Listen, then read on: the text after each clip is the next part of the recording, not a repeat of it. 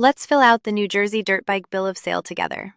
And do it in a way that holds up when it's time to register the dirt bike and transfer the title. Start at the top with the date of sale. Then the seller's details. In our example, that's Anna Baker, with her address, phone, and email. Then the buyers, Ben Carter, with the same. 2 quick habits. Enter each name exactly as it appears on that person's ID and on the title. A nickname or a typo can stall the transfer later. And don't leave a line blank. If something doesn't apply, write NA.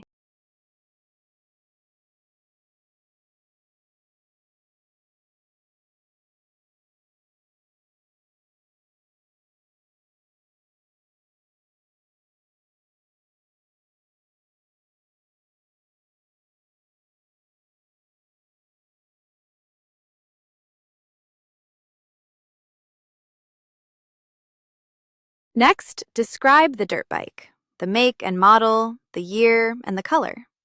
Then the VIN. Type the VIN exactly as it appears on the title or the dirt bike. A single wrong character can hold up the transfer. Then the odometer reading. Write the exact number, not a rounded guess. Now the purchase date and the sale price, in our example, $8,500, paid all at once, by check, with taxes included. Write the real price. Lowballing it to shave the sales tax can come back as back taxes and penalties, and it leaves the buyer with weaker proof of what they actually paid. Now the signatures. The seller and the buyer each print their name, sign, and date. This form also has witness lines and a notary block.